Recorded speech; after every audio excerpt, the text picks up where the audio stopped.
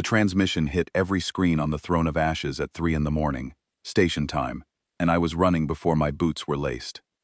My name is Zoreth Velkane. I have served as High Admiral of the Varathi Galactic Empire for 26 years. I have commanded fleets that burned across 100 star systems.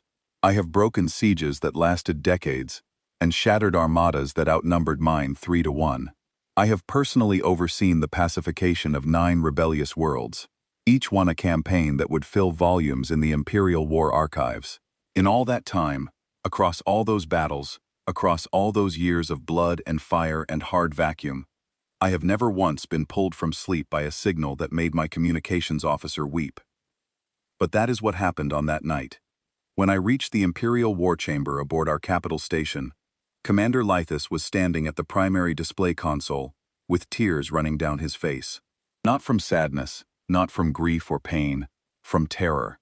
The kind of deep, primal terror that bypasses the brain entirely and goes straight to the marrow.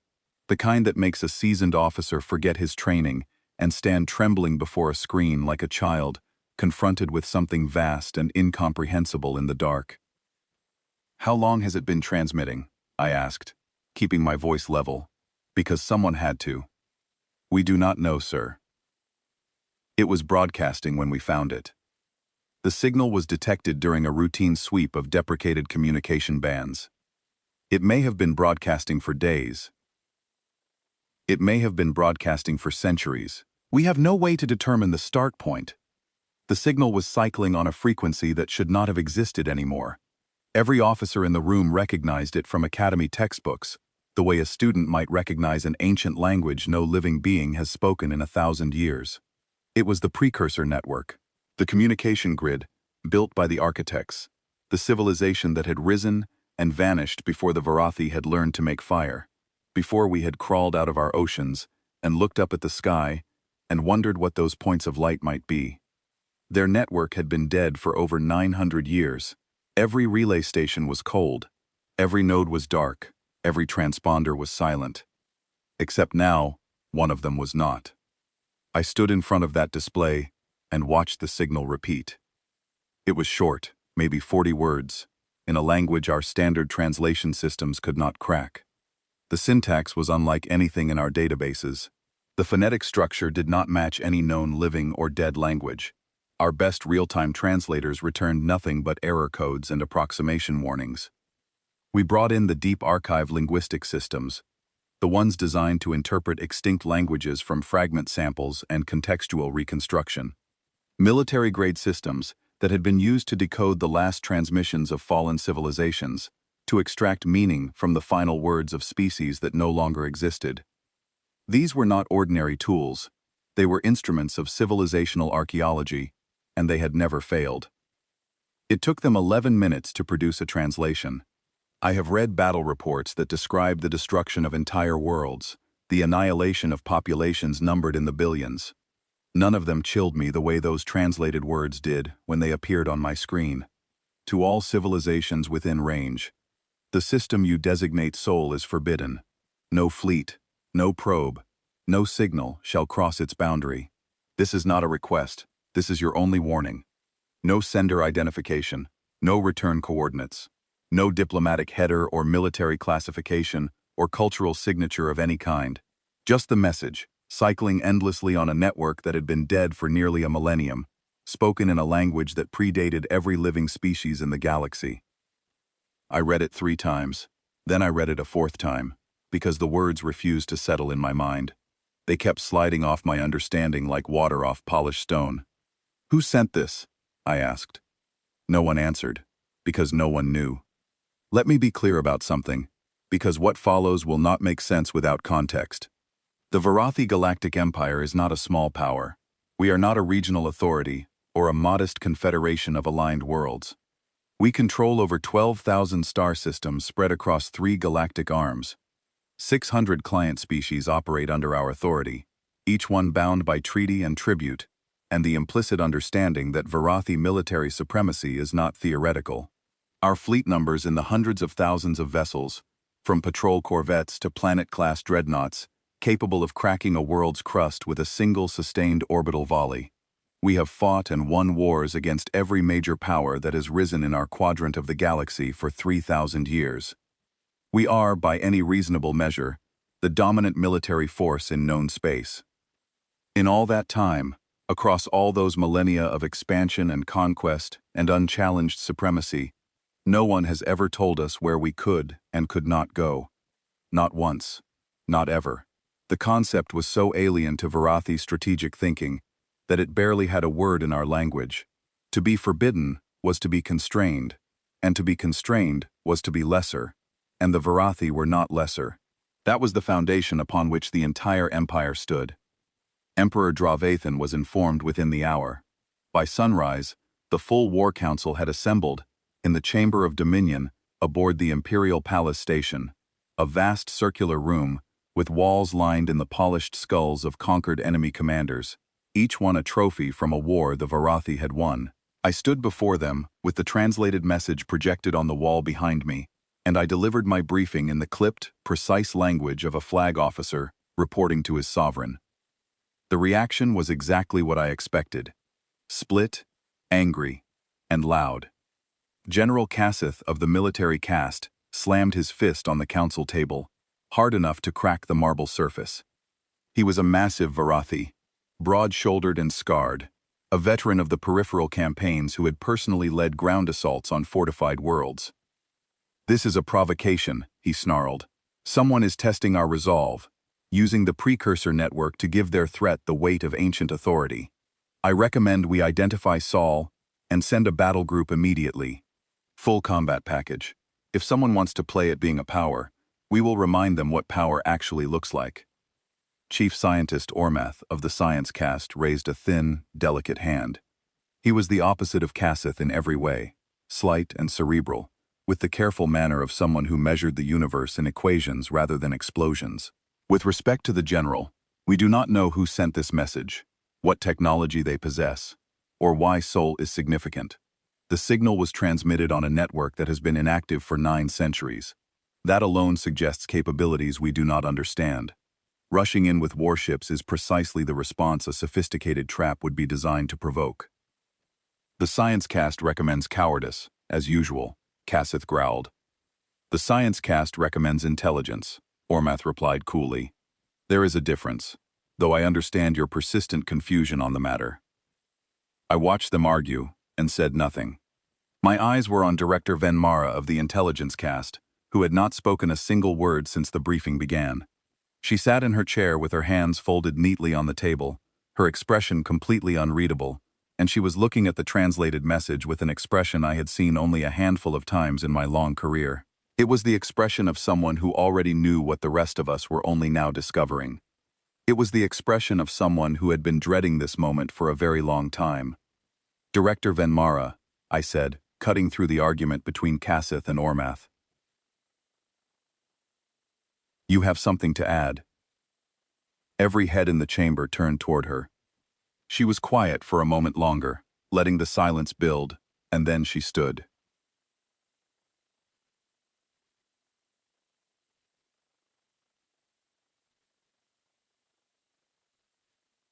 "We have known about Sol for some time," she said.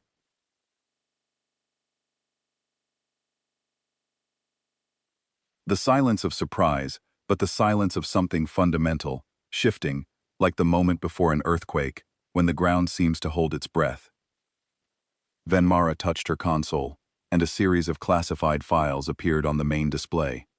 Classification level Black, the highest tier in Imperial intelligence, restricted to fewer than a dozen individuals in the entire empire. Files that even I, as High Admiral, had never been authorized to see. Several council members leaned forward. General Kassith looked as if someone had struck him across the face. "How long?" the Emperor asked from his throne, and his voice carried the weight of absolute authority, and something else beneath it, something that might have been unease. 62 years, Your Excellency. Sol was flagged during a routine deep space survey. The third planet in the system supports a sentient species, bipedal, carbon-based, technologically active. We classified them as a standard pre-expansion civilization and filed the initial report. Then why is this the first we are hearing of it? Cassith demanded, his voice tight with barely controlled anger. Venmara looked at him with those cold, patient eyes that had made her the most feared intelligence officer in the Empire. Because when we reviewed the historical record, we found something that warranted silence rather than action. She brought up a galactic timeline on the main display.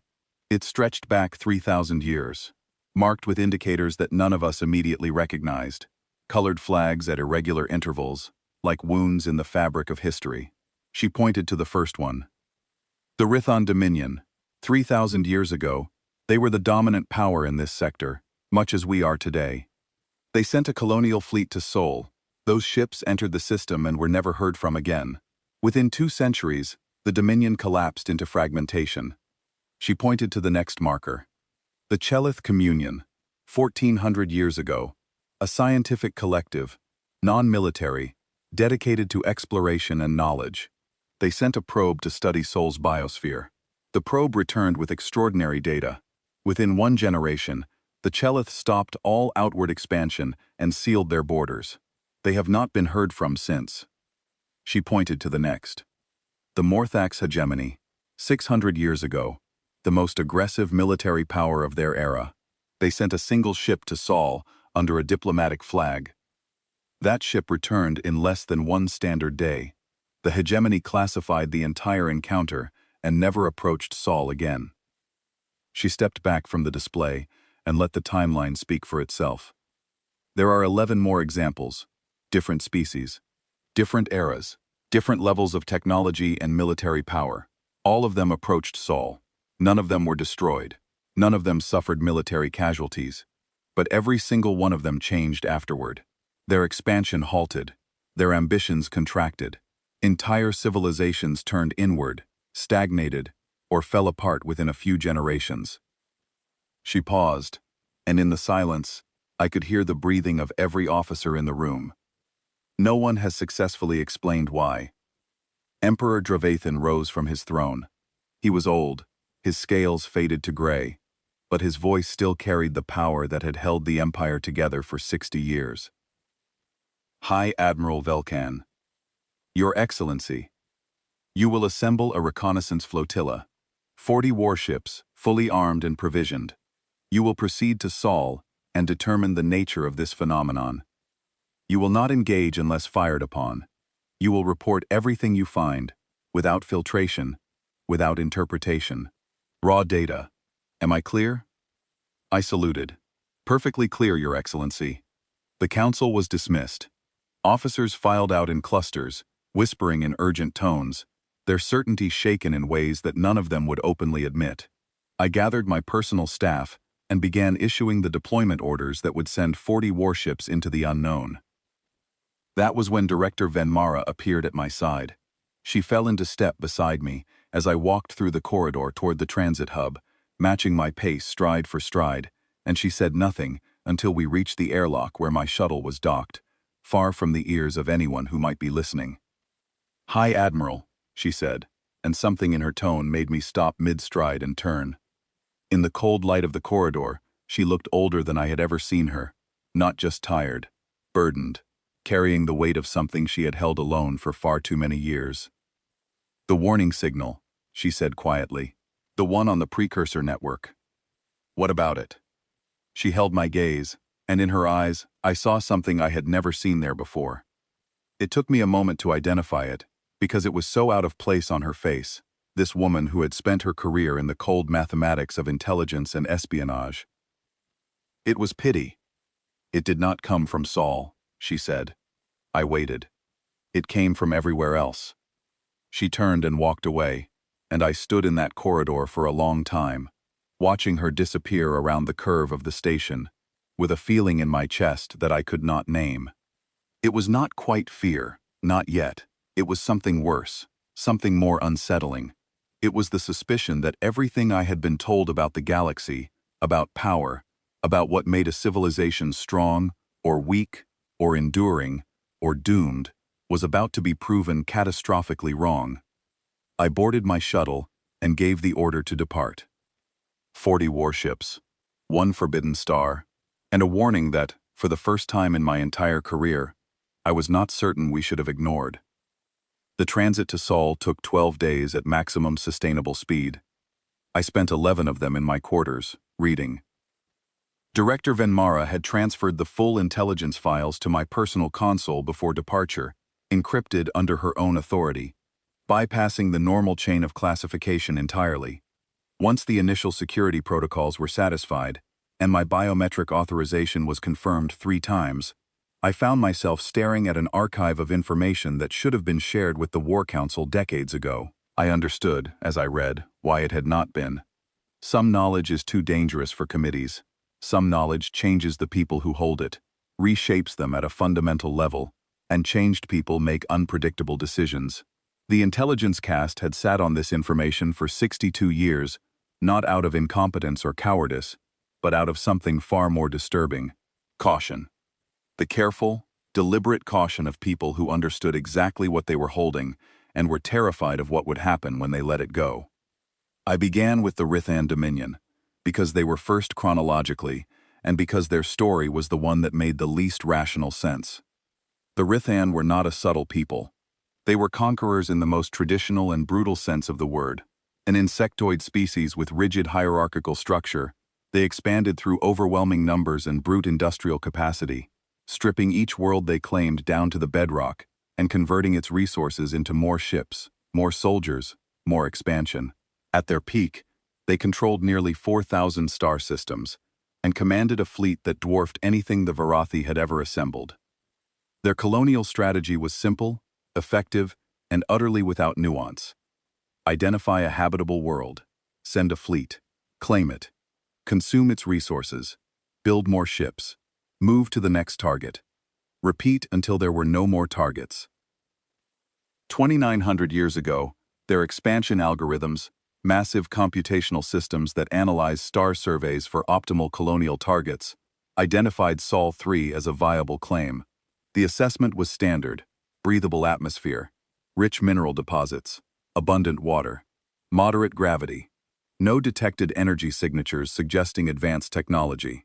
By every metric the Rithan used, it was an easy acquisition, barely worth the fleet they dispatched.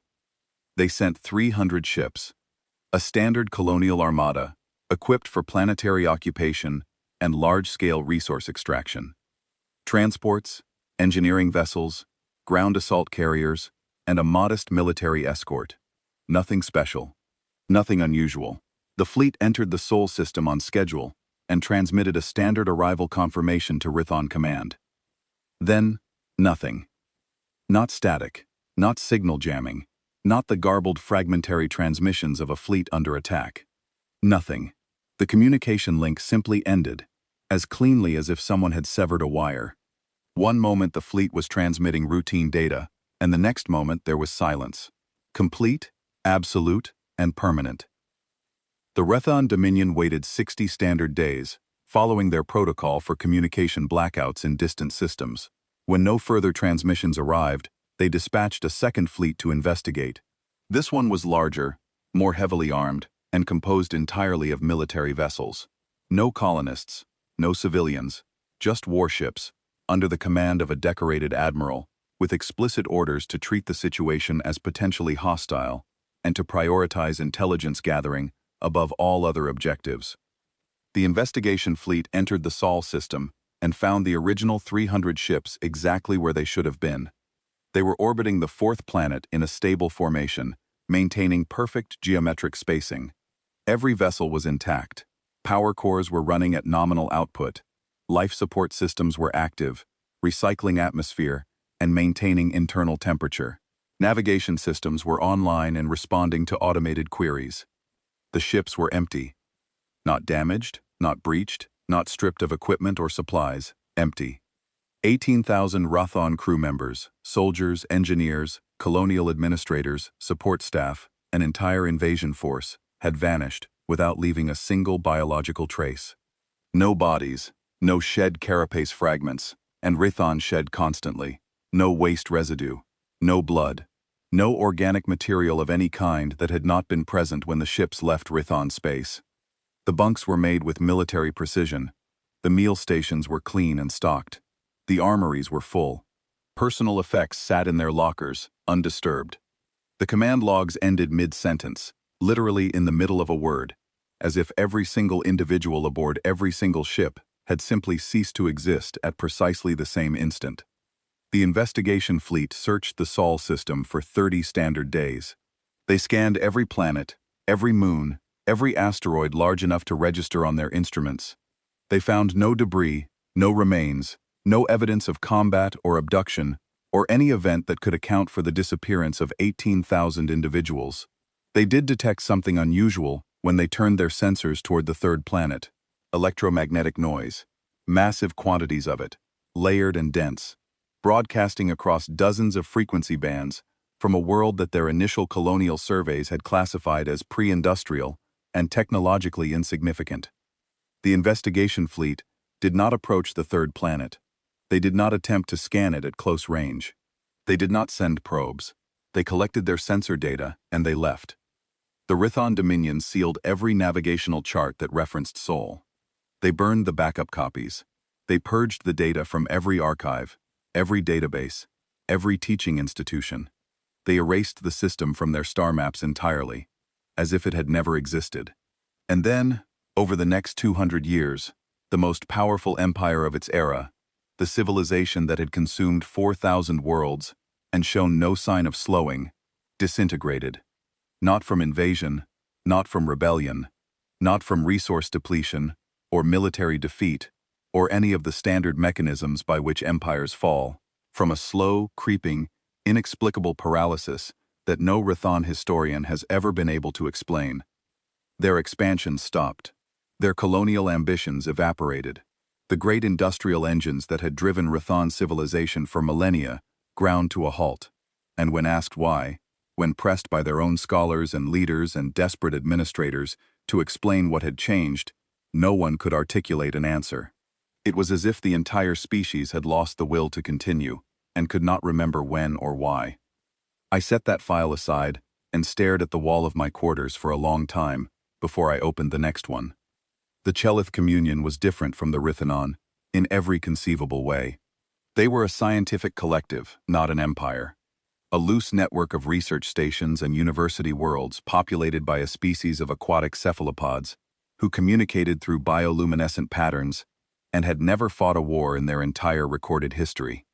They had no military, no territorial ambitions, no concept of conquest. They were explorers and researchers, driven by a pure and seemingly inexhaustible curiosity about the universe they inhabited. Their interest in Sol was purely academic. 1,400 years ago, they dispatched a long-range observation probe to study the biosphere of Sol 3. The probe was the most advanced piece of scientific instrumentation of its era, a marvel of Chelith engineering, equipped with passive sensors, capable of cataloging every organism on a planet's surface, from high orbit, without being detected by even the most sophisticated monitoring systems. It entered the Sol system, took up a carefully calculated observation orbit around the third planet, completed a comprehensive biosphere survey over the course of 40 standard days, and returned to Chelith space on schedule, with its data fully intact. The data was extraordinary. No other word applies. Sol 3 was not just inhabited. It was saturated with life, at a density that exceeded anything in the Chelith biological database. Every ecological niche on the planet was filled, many of them multiple times over, with organisms competing for the same resources in the same environments, through radically different evolutionary strategies. Every environment on the world, from the deepest ocean trenches to the highest mountain peaks, from frozen polar wastelands to superheated volcanic vents, supported complex organisms engaged in constant, brutal, unrelenting competition for survival. The planet was a pressure cooker of evolutionary adaptation, producing apex predators at a rate and variety no other known biosphere could match. And at the top of this biological war zone sat a species that, by every logical analysis, should not have existed. Bipedal endurance hunters with no natural weapons worth cataloging. No venom, no armor plating, no claws capable of killing prey larger than themselves. No fangs designed for combat. They were soft-skinned, slow compared to most terrestrial predators, relatively weak for their body mass, and equipped with sensory organs that were mediocre at best. By every metric the Chelith used to evaluate predatory species, these creatures should have been prey, not predators. They should have been middle-of-the-food chain organisms, surviving through camouflage or burrowing or some other passive defense strategy. Instead, they had reached the absolute apex of their planet's food chain. They had done it not through biological advantage, but through three capabilities that the Chelith had never seen combined in a single species before. Persistence, the ability to pursue prey over distances that no other terrestrial predator could match, literally running their targets to exhaustion over hours or days. Tool use, the ability to create external objects that extended their biological capabilities far beyond their natural limits. And social bonding, a mechanism for cooperative behavior so powerful, so deeply embedded in their neurological architecture, that it allowed them to coordinate in groups of millions, operating as a single functional unit, despite having no hive mind, no pheromone-based command structure, no biological mechanism for enforced obedience. They had already discovered nuclear fission. They were broadcasting electromagnetic signals across the entire surface of their planet. They were, by every reasonable projection the Chelith could construct, perhaps 2 or 3 centuries away from independent interstellar capability. The Chelith published the data. It circulated through their academic networks for years, generating intense discussion and debate. The Sol 3 biosphere was fascinating, from a pure research perspective, a data point so extreme that it challenged several fundamental assumptions in Chelith evolutionary theory. And then, something strange happened. The discussions shifted. The academic tone changed. The Chelith stopped talking about Sol 3 as an interesting data point and started talking about it as a mirror. They began comparing their own civilizational trajectory, their own evolutionary history, their own cultural development, to the patterns they observed in this violent, stubborn, endlessly adaptable species on a world halfway across the galaxy. And what they found in that comparison disturbed them in ways that their bioluminescent language, a language capable of expressing mathematical concepts that would take other species' pages of equations to describe, could barely articulate. Their final public transmission, the last official communication the Chelith Communion ever broadcast to the wider galaxy, was translated roughly as follows. We have seen what grows in uncontested soil. We choose not to be present when it flowers. They retreated to their home system. They sealed their borders. They dismantled their long-range communication arrays. They have not been heard from in 14 centuries. I closed that file and sat in the dark for a very long time, listening to the hum of my ship's engines and trying to understand the shape of what I was reading. It was not a military history. It was not a threat assessment.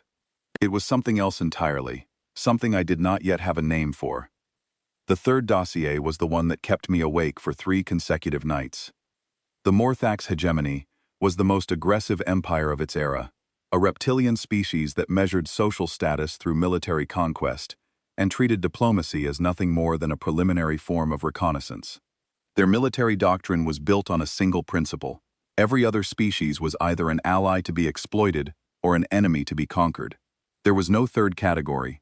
600 years ago, they identified Sol as a potential target and dispatched a diplomatic vessel under a flag of peace. This was standard Morthax procedure. The diplomatic team would assess the target's military capability, map their defensive infrastructure, identify economic and strategic weaknesses, and compile a comprehensive invasion plan. A conquest fleet would follow within a decade.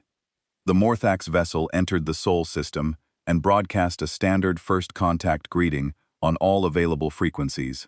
It was a carefully constructed message, translated into mathematical sequences and basic electromagnetic patterns, designed to be interpretable by any species with radio technology. For 2 hours, there was no response. The diplomatic team waited, following first contact protocol, cycling through variations of the greeting. Then a reply came back, not on the diplomatic frequency, not from any government installation or military outpost or centralized communication authority, on a crude radio band operating in a frequency range that should not have been capable of reaching orbit with any useful signal strength. It came from a single individual, a private person, operating what appeared to be a hobbyist radio transmitter from the surface of the third planet.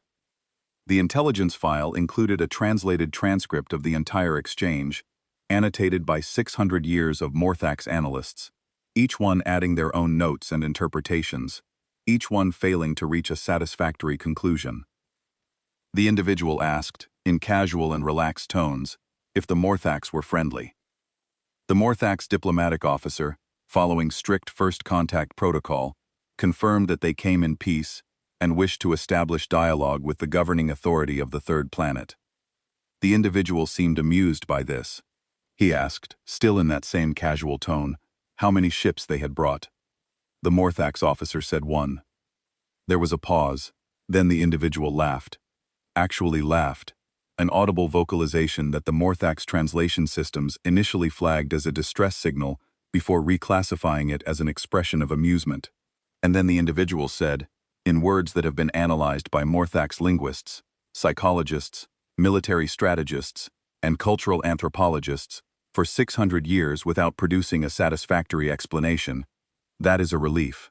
Last guys brought a bunch. The Morthax vessel departed the Sol system within the hour. The diplomatic officer's report, which I read 4 times in succession, contained a single recommendation in its conclusion, underlined and marked with the highest priority flag available. Do not return. Do not send a fleet. Do not engage. Do not attempt further contact. The species on the third planet knows we are here. They have known for some time, and they are not afraid of us. They are not afraid of anything. The hegemony classified the encounter at its highest security level and never approached Sol again. Within 3 centuries, the hegemony had contracted to 1/3 of its former territory, not through military defeat, but through a gradual, inexorable loss of expansionist momentum that their historians attributed to a dozen different causes but could never fully explain. I sat in my chair aboard my flagship, surrounded by the classified secrets of the intelligence caste, and I tried to understand the pattern. Because there was a pattern. It was not random. It was not coincidence. It was consistent across species, across eras, across vastly different levels of technology and military capability. It was not that Earth destroyed anyone. The Ritha ships were not attacked. The Chelith probe was not intercepted. The Morthax vessel was not threatened. No one who approached Sol was harmed in any conventional sense. No weapons were fired. No ultimatums were issued. No territory was defended through force. They were changed. Something about contact with that world, with that species, altered the civilizations that encountered it at a fundamental level. Not through violence, not through superior technology, through something else entirely. Something that the intelligence files circled around and around without ever quite naming. Every empire that touched Sol came away different, and the difference was always the same. They stopped. I was still thinking about that when my communications officer's voice came through the intercom and pulled me back to the present. Hi, Admiral. We have dropped out of transit. Sol system is on long-range sensors. I stood, straightened my uniform, and walked to the bridge. The main display showed the star, a yellow dwarf, small, unremarkable by any stellar catalog standard. 8 planets in stable orbits around it, arranged in a configuration so ordinary that any Academy student would have classified it as a textbook example of a standard planetary system. Yet, the third planet was there, a small blue dot at the edge of our sensor resolution, barely distinguishable from background noise at this distance. Hold position at the system boundary, I ordered. Full passive scan, no active signals of any kind. I want to observe before we announce ourselves. Understood, sir. My science officer, Lieutenant Commander Selith, began configuring the long-range sensor array. The bridge was quiet in a way it had never been quiet before. Every officer aboard was aware of the classified briefings I had conducted during transit. Every one of them had been given access to redacted summaries of the intelligence files. Every one of them knew what we were approaching, and every one of them was afraid in a way that had nothing to do with weapons or warfare, in a way that none of their training had prepared them for. We had been scanning for less than 3 minutes when Selith's voice changed. Not louder, not sharper, just different, carrying a quality I had never heard from her before. Sir, we are being scanned. I moved to her station and looked at her display. She was right. A sensor sweep was hitting our flotilla with a precision and resolution that made our own military-grade instruments look like children's toys. It was mapping every ship, every hull plate, every power conduit, every weapon system, every crew member. It was reading the chemical composition of our atmosphere. It was identifying the alloys in our hull plating. It was counting the individual cells in our bodies. "Source?" I asked. "The third planet, sir." I stared at her. "At this range? We are at the system boundary." She checked her instruments twice before answering, running the calculations a third time to be absolutely certain. "Sir, they are not just scanning us at this range. They are scanning us at this range through the gravitational distortion of their own star. The signal is using the star's mass as a focusing lens, bending around it and converging on our position with a precision that requires computational power beyond anything in our theoretical models. Beyond anything in anyone's theoretical models." The scan lasted exactly 4 seconds. Then it stopped, as abruptly as a door closing. Then a message arrived. Text only. No audio. No visual. Just words.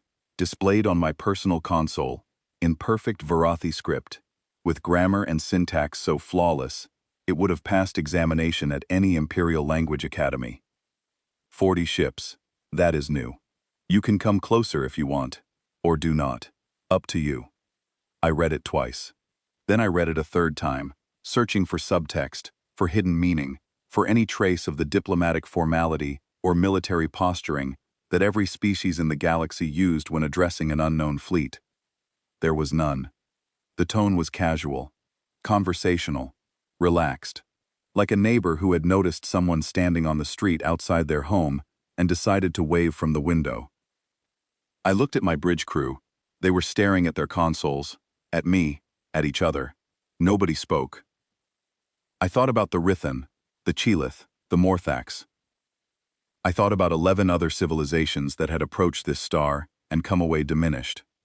I thought about Director Venmara's quiet words in the corridor. And then I thought about the fact that I was High Admiral of the Varothi Galactic Empire, and I had been given a direct order by my Emperor, and I did not yet have a reason to disobey it. "All ships," I said. "Ahead slow. Minimum thrust. Weapons cold. Shields passive. Navigation lights at full. We are going in." The approach took 9 hours at minimum speed, and with every hour that passed, my understanding of the universe I lived in deteriorated further. I had commanded fleets across 200 star systems in my career. I had seen the industrial sprawl of the Korathi shipyards, orbital structures so vast, they cast shadows on the planet below. I had seen the crystal cities of the Velmathi, grown from living mineral over thousands of years, into structures of impossible beauty. I had seen the planet-sized orbital habitats of the Thessan Collective, each one housing billions in environments, tailored to a dozen different atmospheric preferences. I had seen what advanced civilizations looked like when they bent the resources of entire worlds to their will, and I thought, with the confidence born of decades of experience, that I understood the upper limits of what a species could achieve. I was wrong. I did not understand anything. The first anomaly we noticed was the absence of something that should have been there. Every spacefaring civilization in the galaxy, without exception, fortified its home system. This was not a strategic choice. It was not a policy decision debated by councils and approved by governments. It was an instinct, as fundamental and universal as breathing.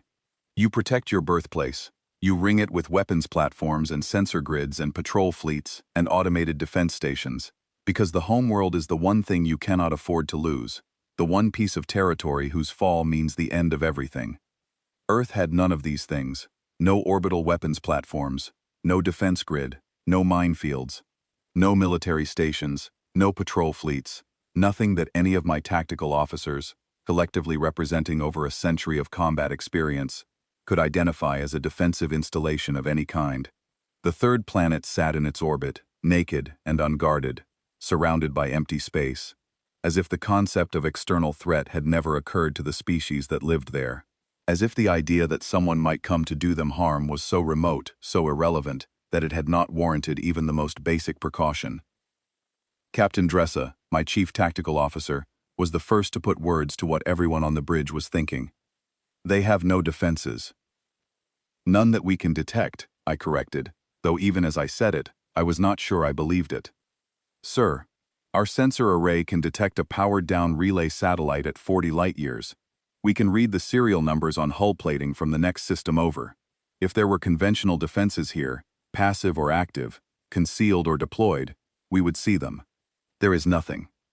Unless, my science officer Seleth added from her station, her voice quiet and precise, the defenses are of a kind we would not recognize as defenses. That silenced the bridge for several long minutes. We flew on through the dark, toward the blue dot that was growing slowly on our displays, and no one said a word. The second anomaly was the traffic. I use that word because there is no military term that adequately describes what we observed as we entered the inner system. There were hundreds of thousands of vessels moving through the space around the third planet and its single large moon. Shuttles of every size, cargo haulers ranging from small personal transports to massive bulk carriers, personal craft no larger than a lifeboat, construction platforms bristling with fabrication equipment, mining rigs operating in the asteroid belt between the fourth and fifth planets, research stations in orbit around the gas giants, relay satellites, communication nodes, fuel depots. The sheer density of movement, the volume of activity, was staggering. It exceeded anything I had seen in the busiest commercial hubs of the Empire, the great trade stations where 100 species met to exchange goods and information. But it was not the volume that disturbed my officers. It was the character of the movement. There were no traffic control signals, no coordination broadcasts, no collision avoidance beacons, no central authority directing the flow of vessels, assigning lanes, managing intersections, preventing the inevitable accidents that occur when hundreds of thousands of independently operated craft share the same orbital space. Every vessel moved independently, following its own path, on its own schedule, at its own speed. And none of them collided, none of them interfered with each other, none of them even came close to interfering with each other. The entire system operated like a single living organism, hundreds of thousands of individual components moving in perfect, seamless, fluid harmony, without any visible mechanism of coordination. Vessels adjusted course by fractions of a degree, at precisely the right moment, to avoid conflicts that had not yet developed. Ships accelerated or decelerated by tiny amounts at exactly the instant required to maintain optimal flow. It was like watching the blood cells in a living body, each one independent, each one autonomous, and yet all of them part of a system so integrated that the concept of collision was simply not part of its vocabulary. My navigation officer, Lieutenant Morath, ran the traffic patterns through our predictive modeling systems 3 times, looking for the underlying algorithm, the hidden communication protocol, the coordination frequency that had to exist somewhere beneath the surface. She found nothing. Either the humans were communicating on a band or through a medium that our instruments could not detect, or they were coordinating through some method that was not communication at all. Some shared awareness, some collective spatial sense, some capability that our science had no framework to describe. The third anomaly was the planet itself, and this was the one that broke something inside me. I have visited over 300 inhabited worlds in my career. I have seen homeworlds at every stage of civilizational development, from pre-industrial agrarian societies to post-expansion technological powers. The pattern is always the same, as reliable as gravity, as predictable as orbital mechanics. A species rises, it industrializes, it develops energy-intensive technology, it expands into space, and in the process, inevitably, inescapably, it exhausts its homeworld.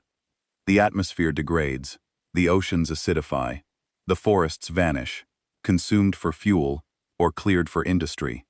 The topsoil erodes, the biodiversity collapses. By the time a species achieves true interstellar capability, its birthplace is typically a scarred, depleted, exhausted shell, maintained at minimum habitability through increasingly desperate and expensive technological intervention. This is not a tragedy. It is simply the cost of progress. Every civilization pays it, no exceptions. Earth was green. The forests were vast and dense, covering entire continents in unbroken canopy that stretched from mountain ranges to coastlines.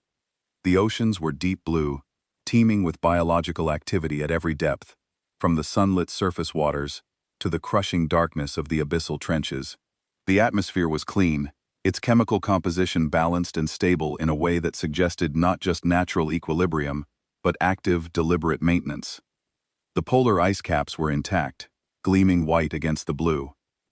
The rivers ran clear through valleys and plains, feeding into deltas rich with sediment and life.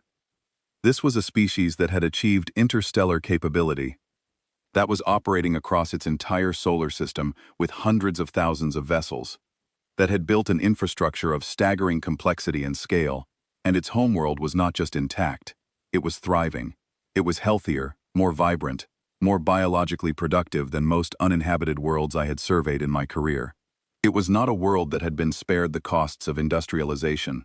The geological and atmospheric records our sensors could detect showed clear evidence of past damage, of pollution, of deforestation, of the same brutal extraction that every civilized species inflicts on its birthplace. They had done the damage. And then they had undone it.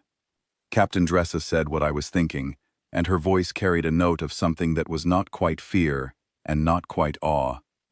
They did not strip their world. No, I said. They stripped it, and then they put it back. That is not possible. Every resource allocation model we have, every civilizational development projection, says that the energy expenditure required for spaceflight at this scale demands planetary extraction on a massive scale. You cannot fuel an interstellar civilization and maintain a pristine biosphere simultaneously. The mathematics do not allow it. The mathematics are Varathi mathematics, Seleth said quietly. Perhaps theirs are different. A single vessel detached from the orbital traffic pattern and moved toward us. It was small, barely larger than one of our emergency evacuation shuttles, and it carried no weapons signature of any kind. No shields, no defensive systems, no armor plating. It approached at a steady, unhurried pace, as if it had all the time in the universe, and broadcast a docking request in flawless Varathi. I granted it. The vessel mated with my flagship's auxiliary airlock. The pressure equalized, the seals engaged, the inner door opened. And a human walked onto my ship. I had studied the intelligence files. I had reviewed every image, every biological scan, every anthropometric dataset the Morthax and Chelith had gathered. I knew, intellectually, precisely what humans looked like. The bipedal frame, the bilateral symmetry, the smooth, unarmored skin. The forward-facing binocular eyes, a predator's eyes, set in a flat face with an expressive musculature, capable of communicating emotion through dozens of subtle configurations. Seeing one in person was different. She was smaller than I expected, shorter than any of my officers, lighter than any of my crew, with none of the physical characteristics that galactic species associated with apex predators. No visible claws, no armored plating, no toxin glands or threat displays. She wore simple dark clothing with no insignia, no rank markers, no decorations. She carried no weapons that I could detect. She carried no technology of any visible kind, no communication device, no scanning instrument, no personal shield generator, nothing. She looked around my bridge with an expression of mild, friendly curiosity, the way a traveler might look around a new city she had always wanted to visit. Her eyes moved across the consoles, the displays, the officers standing rigid at their stations, with an interest that was genuine and warm and completely devoid of anything resembling intimidation. Then she turned to me and smiled. It was a small expression, a slight curve of the mouth and a softening around the eyes, and it transformed her face in a way that I found deeply unsettling, because the emotion it communicated was not one I associated with first contact between unknown species. It was warmth. "Hello," she said. "I am Kale. I am the one who answered the radio. Not an ambassador, not a military officer, not a diplomat or a head of state or a representative of any governmental body." She introduced herself as the person who had answered the radio, a volunteer, a private citizen who had apparently decided, on her own initiative, to walk onto a warship belonging to an alien empire and say hello. I introduced myself. I stated my rank, my authority, my mission parameters.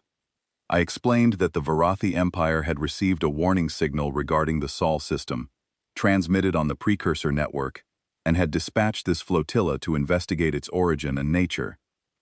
Kale nodded as if all of this were entirely expected, as if she had heard variations of this same speech many times before. Yes, the warning. We know about it. We did not send it, if that is what you are wondering. Then who did? Everyone else. She said it simply, without emphasis or drama, as if stating something so obvious it barely needed saying. Every species that has visited us and left, they all add their voice to the signal on their way out. It has been accumulating for thousands of years, a chorus of warnings from civilizations that came to Sol, learned what we are, and decided the kindest thing they could do for the rest of the galaxy was to tell everyone else to stay away. I processed this in silence. Around me, my officers were motionless, listening. You have received visitors before, I said. Many times. You are not the first fleet to come here, and you will not be the last. The warning never works completely. There is always another empire that decides it is too powerful to heed a warning, too large to be threatened, too certain of its own supremacy to consider the possibility that a single world might change the way it sees itself. I heard something in those words that I did not like. Not a threat, something gentler and more dangerous. Understanding. The previous visitors, I said carefully. What happened to them? Her expression shifted. Not to hostility, not to arrogance or warning, to something gentle and a little sad, the way a teacher might look at a student who is about to learn a lesson that cannot be taught, only experienced. They learned things, she said, and then they left. What things? Things about us, things about themselves. They are the same things, really. She paused and looked at me with those predator eyes, and I realized that the warmth in them was not an absence of danger. It was the presence of something else alongside it. Compassion, maybe. Patience. Would you like me to show you? Every tactical instinct I possessed, every lesson from every campaign, every survival reflex honed by decades of military service, told me that accepting information from an unknown species, in an unknown system, was a foundational error. But I thought about the Rithaton, the Chelith, the Morthax. I thought about the 11 others, and I realized that refusing had not protected any of them from whatever Sol did to visiting civilizations. Whatever this was, it did not require consent. It did not require cooperation. It did not even require contact, as the Chelith had proven with their long-range probe. Show me, I said. Kale did not produce a device or activate an interface. She simply nodded, and Selith's console lit up with an incoming data transfer of enormous scale. Thousands of terabytes, organized in a structure our systems could parse but could never have designed. It was a historical archive, not a military record, not a technological database, not a diplomatic dossier, a history, the complete, unclassified, publicly available history of the human species, from their earliest recorded civilizations to the present day. This is freely given, Kale said, unedited, unclassified, uncensored. It is the same archive we offer to every visitor who asks.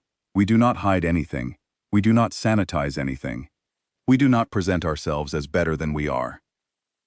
I looked at the data structure on the main display. My breath caught in my throat. The archive was organized not by achievement, not by discovery, not by triumph. It was organized by failure. Wars, famines, persecutions, collapses, plagues, environmental disasters, ideological purges, industrial catastrophes. Every wound humanity had ever inflicted upon itself, every atrocity they had committed against their own kind, cataloged in meticulous, unflinching detail, with analysis, context, cause, consequence, and aftermath documentation that would have met the evidentiary standards of any imperial academic institution. Why would you show us your failures? I asked. Kale looked at me, and for the first time, her expression carried real weight, not threat, not superiority, something else. Understanding, maybe. The understanding of someone who has answered this same question many times, and who knows that the answer, when it lands, will change the person who hears it.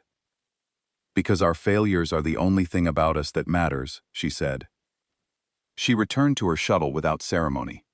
without diplomatic formalities, without a closing statement or a farewell. She simply left, as casually as she had arrived, and my flotilla was alone with the archive. I began reading. 3 hours later, I was sitting in my quarters with the lights off, staring at the wall, and my hands would not stop shaking. I had read about a war that killed 60 million people. I had read about weapons that could incinerate a city in a single flash. I had read about a species that had built factories, actual factories, with industrial infrastructure and logistics chains and worker schedules, for the systematic destruction of segments of its own population based on genetic heritage. I had read about ecological collapse that they themselves had caused, watched them scramble to reverse it, watched them argue about whether the collapse was even real, while the evidence mounted around them, and then watched them succeed in pulling their world back from the edge, through sheer, stubborn refusal to accept what they had done as permanent. I called an emergency meeting of my captains. They arrived quickly, because they had been reading too, and I could see it in their faces. The same thing that was in mine, not fear of humans, something far deeper, something more disorienting, more fundamental, more dangerous than any weapon or fleet or military threat I had ever encountered. The archive was not a warning. It was not a threat. It was a mirror. And what it reflected back at us was not humanity. It reflected us. My captains filed into the briefing room in silence, taking their seats, with the careful, deliberate movements of people who have just received news so significant that their bodies have not yet caught up with what their minds already know. I knew that look. I had seen it on the faces of officers who had just learned that a campaign they believed was going well had turned catastrophic. It was the look of fundamental reassessment, the look of people rebuilding their understanding of reality from the ground up. I did not waste time with preamble. There was no point. We had all read the same archive, and we all knew why we were here. "Tell me what you found," I said. For a long moment, no one spoke. The silence stretched out, heavy and full, like the silence before a verdict. Then Captain Vorth, my oldest officer, a man who had served the Empire longer than most of the others at this table had been alive, cleared his throat. His voice was rough, not with age, but with something else. Something that might have been wonder. "I have been reading about a period they call the Long Peace," he said. "A stretch of their recent history, maybe 70 or 80 years, where the most powerful nations on their planet maintained an uneasy truce, not because they trusted each other, not because they had resolved their differences or found common ground, because they had built weapons so devastating, so total in their destructive capability, that using them would have ended their civilization. Both sides knew this. Both sides had the weapons aimed and ready, and rather than disarm, rather than step back from the edge, they just lived with it. For decades, generation after generation, waking up every single morning knowing that any day could be the last day their species existed, and going about their daily lives as if this were a normal condition of existence. Raising children, building institutions, making art, falling in love. All of it under a shadow that could have fallen at any moment. He paused and looked around the table. "We have nothing like that in our history. No Varathi generation has ever faced species-wide extinction by its own hand, and simply chosen to continue as if the threat were background noise. We would have disarmed. We would have retreated. We would have found the situation so psychologically intolerable that we would have done anything to escape it. The humans just lived with it. They adapted to it. They made it part of their daily reality, and kept going." Captain Melver spoke next. She was young, ambitious, and had been the most enthusiastic supporter of this mission when it was first announced. That enthusiasm was gone. In its place was something quieter and more serious. "I have been reading about their medical history," she said. "They have been devastated by diseases, infections, plagues that swept across their continents and killed millions. Diseases that reduced their global population by a third in some cases. And their response was not to retreat underground, not to seal their cities, not to abandon the infected regions and wait for the illness to burn itself out, which is the standard Varathi response to pandemic. They studied the diseases. They built entire institutions dedicated to understanding illness at a level that goes down to the molecular. And they developed something they call vaccination. A technique where they deliberately introduce weakened or inactive forms of the very disease that is killing them into their own bodies. They inject themselves with the thing that is destroying their population, on purpose, in carefully controlled doses, to train their biological immune systems to fight it. She shook her head slowly. They weaponized their own biology. They turned their immune systems into armies. Our medical doctrine has always treated plague as something to be endured and contained. Theirs was to inject themselves with poison and dare their bodies to adapt. And it worked. Again and again and again, it worked. Captain Rennis, my chief engineering officer, leaned forward. He was a methodical man, not given to emotion, and even he looked shaken. I found their industrial history, he said. The speed of their technological development is unlike anything in our records. They went from animal-drawn transport to orbital capability in less than 200 years. The fastest technological acceleration ever documented for any known species, by a significant margin. But the cost was immense. They poisoned their atmosphere with the byproducts of their energy production. They acidified their oceans. They stripped their forests for raw materials and eroded their topsoil through industrial agriculture. They drove thousands of co-evolved species into extinction. They damaged their own world so severely that their climate began to shift, threatening the very agricultural systems that fed their population. He held up his hand before anyone could respond. And then they stopped. Not because they ran out of resources, not because an external force intervened, not because their technology failed. They looked at what they were doing to their own world, and they chose to change. They redesigned their energy systems. They replanted their forests. They cleaned their oceans. They developed technologies specifically designed to reverse the damage they themselves had caused. The planet we see out there, that green and blue world, is not a world that was never damaged. It is a world that was brought to the edge of ecological collapse and then pulled back by the same species that pushed it there. The room was silent. I let the silence hold for a full minute, letting the weight of what my captains had said settle into the space between us. Then I said what I had been thinking for 3 hours, alone in my darkened quarters, shaking. Humanity is not the most powerful species in the galaxy. They are not the most intelligent. They are not the most technologically advanced.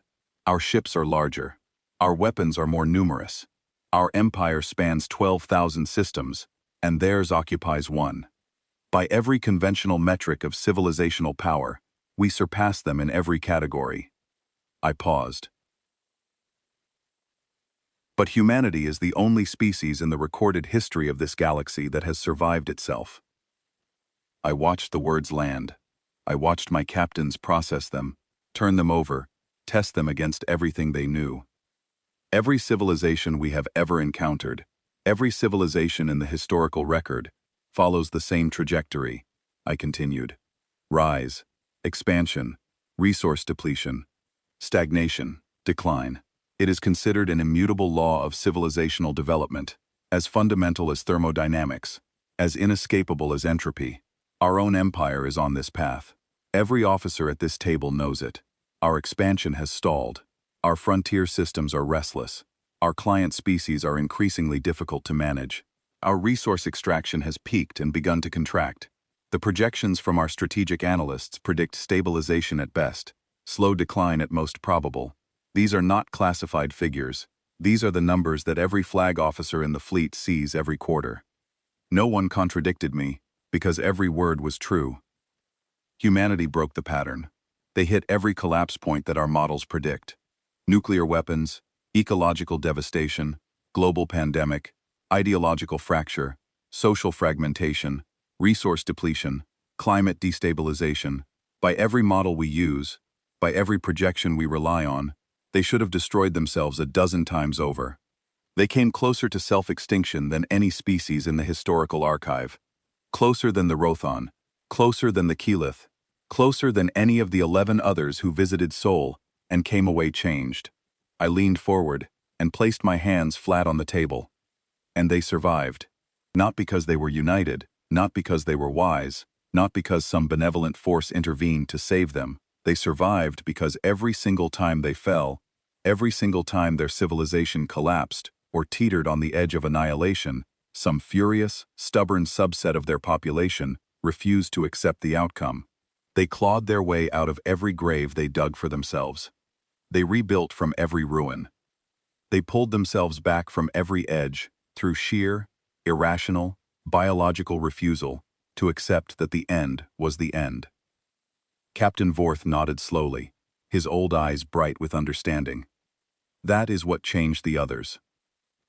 Yes, I said. That is what changed the Rithan and the Chelith, and the Morthax, and all the rest.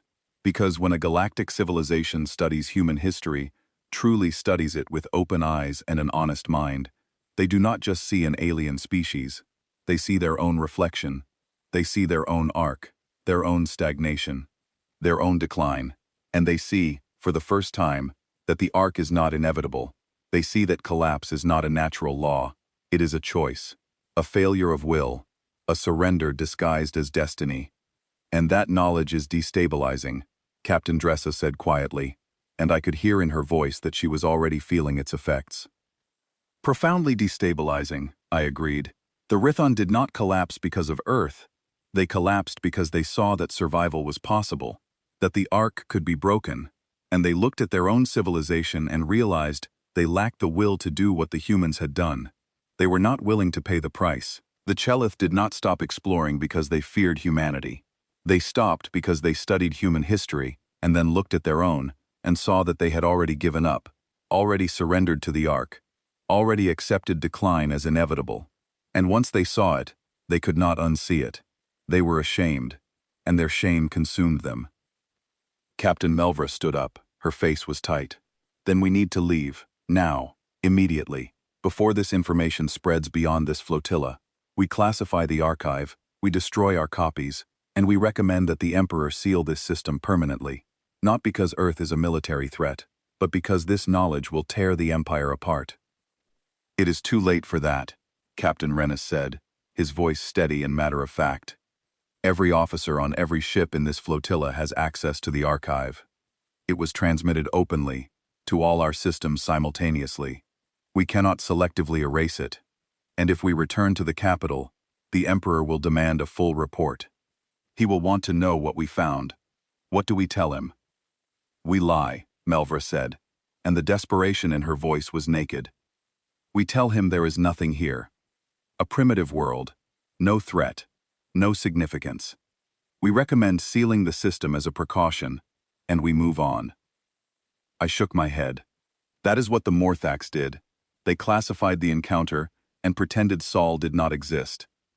It bought them a few generations, but it did not change the truth. Their empire still contracted. Their civilization still stagnated.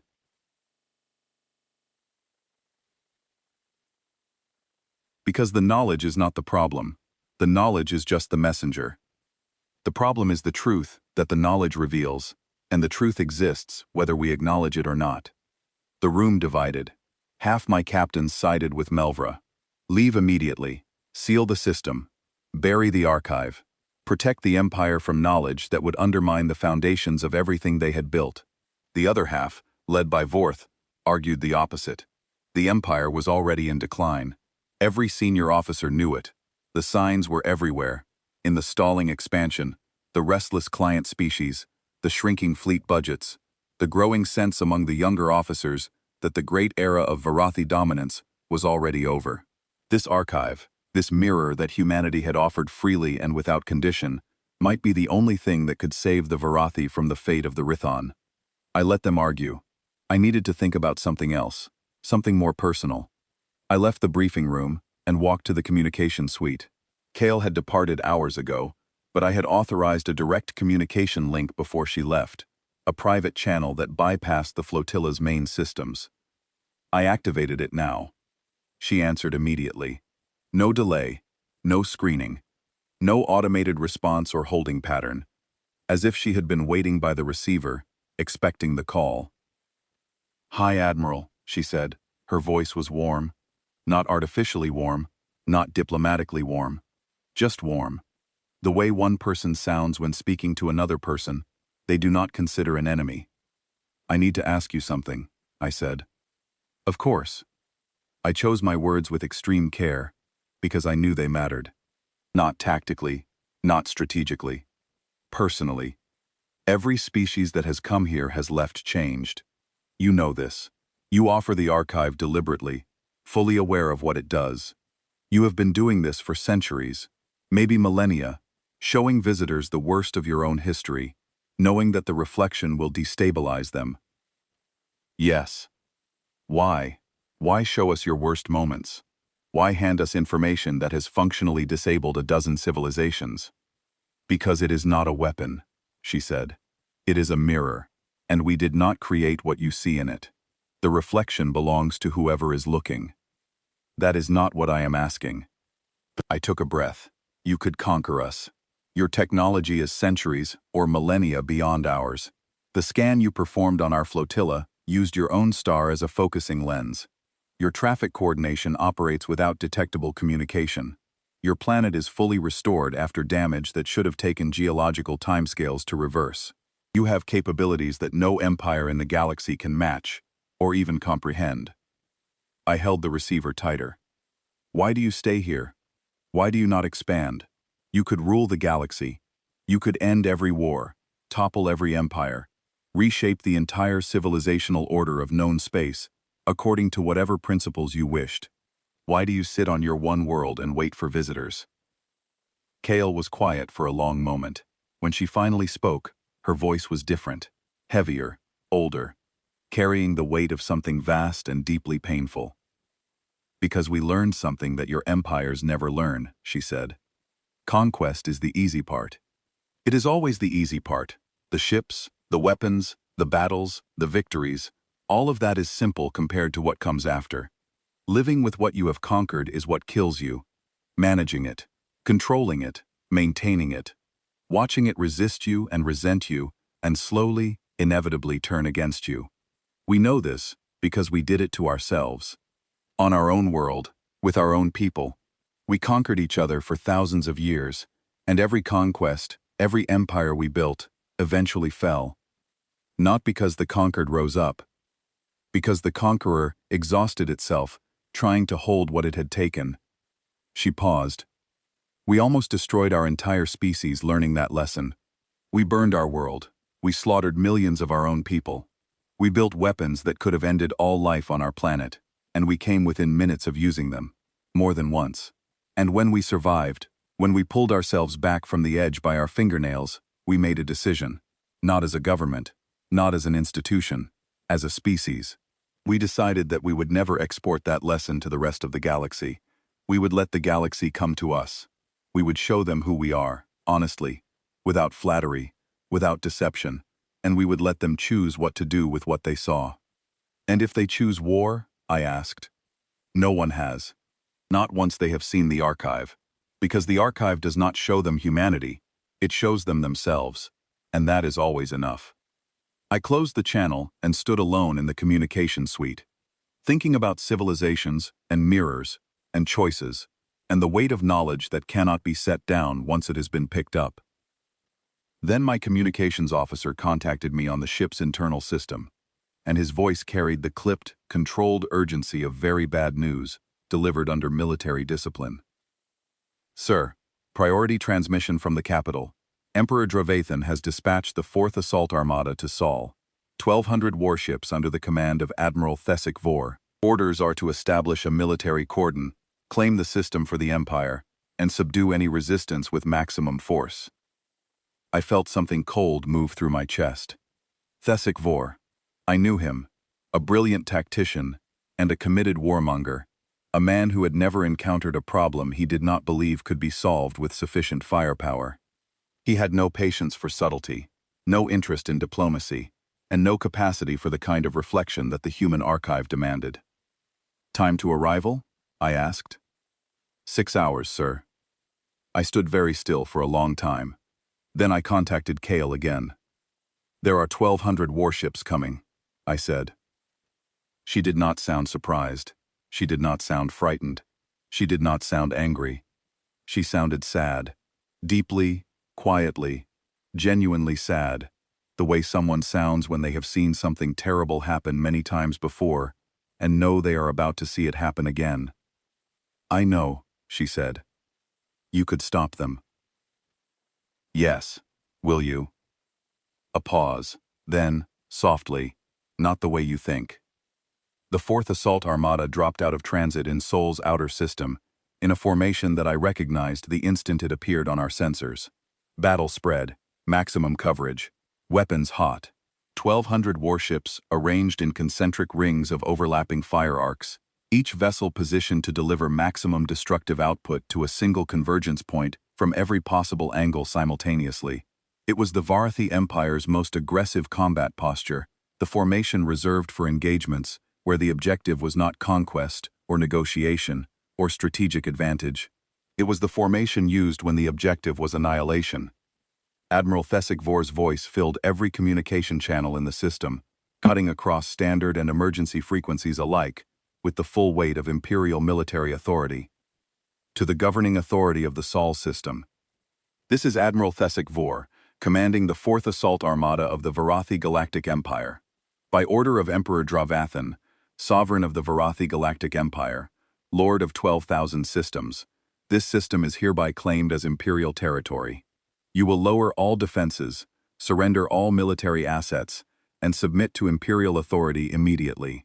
Failure to comply will be interpreted as an act of war. Any resistance will be met with overwhelming and total force. You have 1 standard hour to respond. The transmission went out at the speed of light.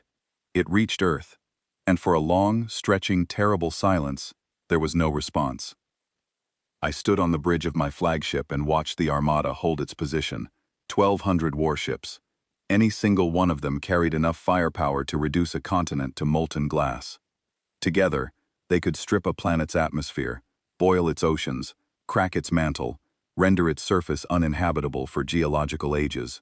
Thesic had brought enough destructive capability to fight a galactic war, and he was pointing every bit of it at a world that had no visible defenses of any kind. My communications officer looked at me, his eyes wide with something that was not quite panic but was very close to it. Sir, should we warn Admiral Thesic about what we have discovered here? He would not listen, I said, and I was right. Thesic Vor was a conqueror in the purest, most distilled sense of the word. He measured reality in tonnage and firepower and territorial acquisition. The idea that a single undefended planet could represent a threat to the greatest military force in the galaxy would be, to Thesic, not just improbable, but conceptually impossible. A contradiction in terms. You might as well try to convince him that water was dry. 40 minutes passed. No response from Earth. No communication of any kind. No movement from the planet's orbital traffic, which continued its intricate, mesmerizing dance, as if 1,200 warships were not aimed at it. The humans, as far as any sensor aboard any Varathi vessel could determine, were simply ignoring the largest military fleet ever assembled in their star system. Thesic's patience, never his strongest quality, expired quickly. His second transmission was harder, edged with anger. To the Sol system, your silence is noted and will be entered in the record as refusal to comply. You now have 20 minutes to respond. Failure will be interpreted as hostile resistance and met accordingly. Silence from Earth. 15 minutes. 10, 5. And then, with 2 minutes remaining on Thesic's deadline, something happened that every Varathi officer who witnessed it would remember for the rest of their lives. Every screen on every Varathi ship, all 1,200 in the Armada and all 40 in my flotilla, simultaneously displayed a single image. It appeared without warning, without transmission, without any detectable delivery mechanism. It simply materialized on every display surface, on every vessel, bypassing every security protocol, every firewall, every encryption layer, every electronic countermeasure that the combined technological sophistication of the Varathi fleet could deploy. The image was simply there, as if the ships themselves had chosen to display it. It was a photograph, old, archived, from Earth's history. It showed a city, or rather, it showed what had once been a city. The structures were gone. The buildings were flattened, reduced to rubble and ash, across a landscape of total devastation that stretched to the horizon. The ground was scorched and blackened, and on the few walls and surfaces that remained standing, there were shadows. Not cast shadows, not shapes made by the absence of light. These were burns. Silhouettes of human beings, seared permanently into stone and concrete by a flash of energy so intense, so instantaneous, that it had vaporized the people themselves and left only their outlines behind. Permanent records of lives ended in a fraction of a second, preserved in the material of the city they had lived in. Beneath the image, a single line of text in perfect Varathi, rendered in the formal script used for imperial decrees and declarations of war. We did this to ourselves. Imagine what we will do to you. The bridge went silent. Not the operational silence of a crew awaiting orders. The absolute, stunned silence of intelligent beings confronted with something that fundamentally exceeds their framework for understanding. I heard that same silence echoing across the communication channels from every ship in the flotilla, and I knew, with the certainty of a commander who has spent his life reading the mood of his forces, that the same silence had fallen across the armada. Thesik's voice came back on the command channel, harder now, controlled but barely, with something beneath the control that might have been anger, or might have been the first cold touch of doubt. All ships, weapons to maximum charge. Target the third planet. Prepare to fire on my command. I watched the Armada's energy readings spike on my tactical display as 1,200 warships brought their weapon systems to full power.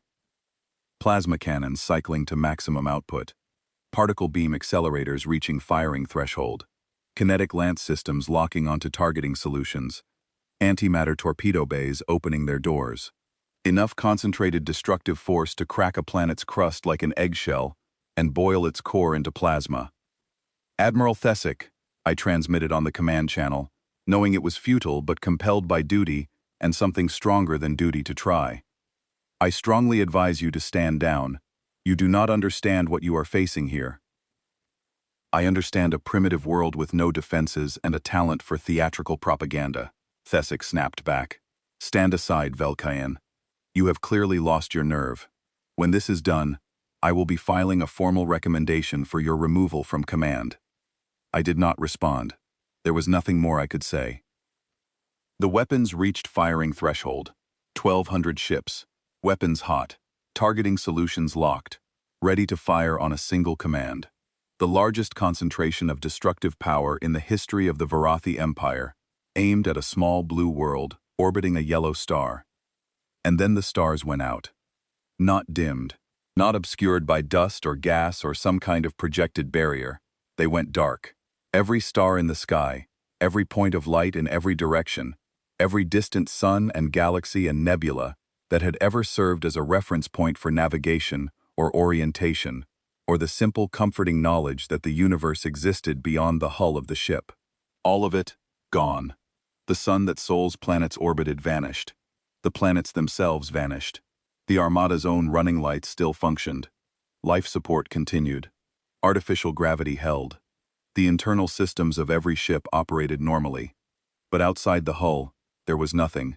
Not darkness in the way that deep space is dark, where you know the light is simply too far away to see. This was the absence of everything. A void so absolute, so total, so fundamentally empty, that the concept of direction ceased to have meaning. There was no up, no down, no forward, no aft. There was only the ship, and the black, and the terrible, crushing understanding that the universe itself had simply stopped being there. My sensors read nothing, not zero readings. Nothing. The instruments did not register low values or null returns. They registered the absence of anything to measure. My communication systems received nothing. My navigation systems, designed to orient against the cosmic microwave background radiation that permeates the entire observable universe, found nothing to lock onto. The background radiation was gone. The fundamental fabric of space-time that every navigational instrument in the galaxy uses as its baseline reference had vanished. It lasted 11 seconds. I counted every single one, because counting was the only thing I could do. Around me, my bridge crew sat frozen at their stations, staring at instruments that told them nothing, surrounded by a blackness that was not darkness but non-existence. Then the stars came back. All of them, all at once, instantly, as if a curtain had been pulled aside and the universe had been waiting patiently behind it all along. The sun reappeared. The planets reappeared. The sensors came alive with data. Communication systems reconnected. Navigation instruments locked onto the background radiation and began calculating position. The Armada was intact. Every ship, every system, every crew member. No damage, no casualties, no residual effects of any kind. As if nothing had happened. Except. My navigation officer's hands moved across her console, entering queries, running calculations, checking and rechecking. Then they stopped. She ran the calculations again, then a third time. "Sir," she said, and her voice was steady only through an act of professional discipline so extreme it bordered on heroism.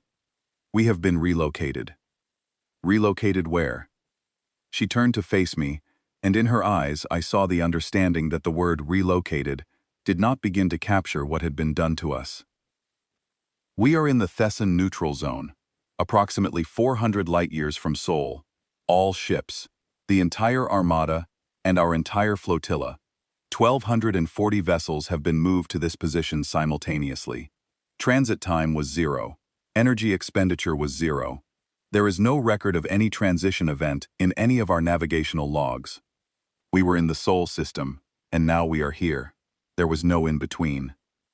400 light-years, 1,240 warships, 0 time, 0 energy, 0 transition, no mechanism, no technology, no explanation. They had moved us the way a parent lifts a child away from an open flame, casually, gently, without effort, without malice, without even, as far as I could tell, particular interest. The communication channels erupted into chaos. Thesic was shouting, demanding status reports, ordering his navigators to plot an immediate return course to Sol. His captains were responding with voices that ranged from stunned bewilderment to open panic. The Armada's formation, the perfect concentric rings of overlapping fire arcs that represented the pinnacle of Varathi tactical doctrine, had dissolved into a disordered cluster of ships that had lost all positional reference and all tactical coherence. I stood on my bridge and did not speak.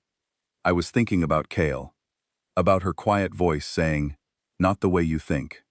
She had been exactly right. Earth had not fought the Armada. Earth had not threatened the Armada. Earth had not even acknowledged the Armada's existence as a military force worthy of engagement. Earth had treated 1,200 warships, the largest concentration of destructive power the Varathi Empire had ever assembled, the way you treat a minor inconvenience, a brief disruption, something to be tidied away. I went to my quarters, I sat down, and I began composing my report to Emperor Dravathan. I wrote slowly, choosing each word, with the deliberation of someone who understands that words, once written and transmitted across the gulf of space to the ears of an emperor, become facts. They shape policy and doctrine, and the fate of civilizations. I was not writing a tactical assessment or a strategic recommendation. I was writing a survival manual, and I needed every word to carry exactly the weight I intended. I did not recommend military action against Sol. I did not recommend further contact, diplomatic or otherwise. I did not recommend quarantine, surveillance, blockade, or any of the standard responses in the Imperial playbook for dealing with a superior adversary. None of those responses applied, because Earth was not an adversary. Earth was something the Imperial playbook had no category for, a mirror, a lesson, a challenge that could not be met with ships or weapons, only with honesty.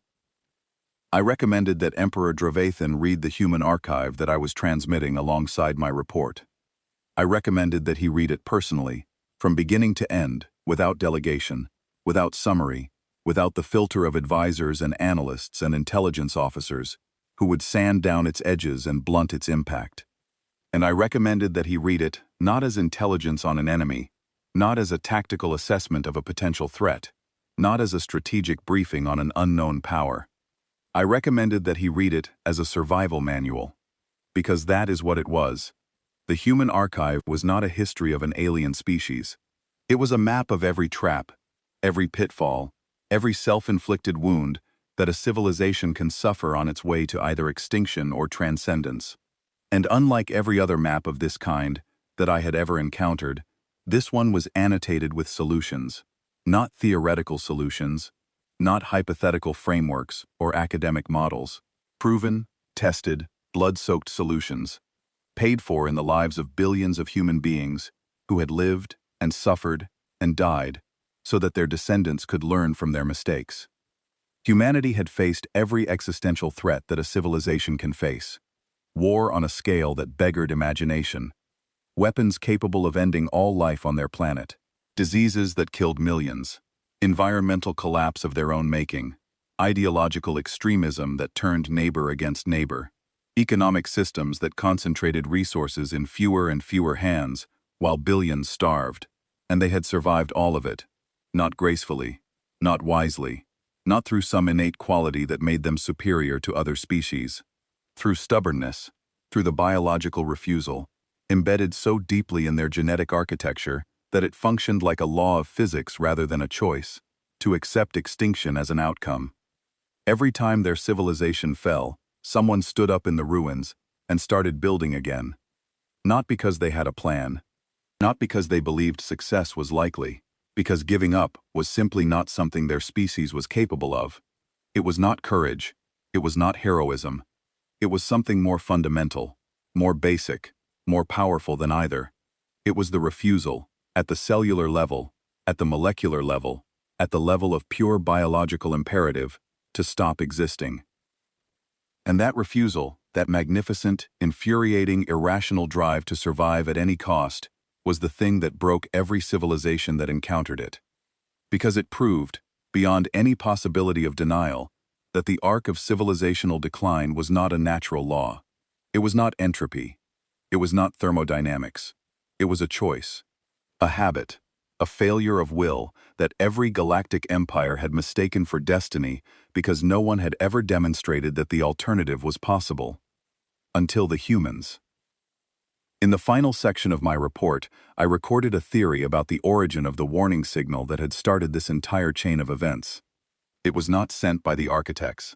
It was not transmitted by some ancient guardian race or automated defense system or cosmic entity watching over the galaxy. It was exactly what Cale had said it was, a collaborative work, assembled over 9,000 years, contributed to by every species that had ever visited Sol and left again. Each civilization had added its own message to the signal in its own language, each one trying to warn the civilizations that would come after.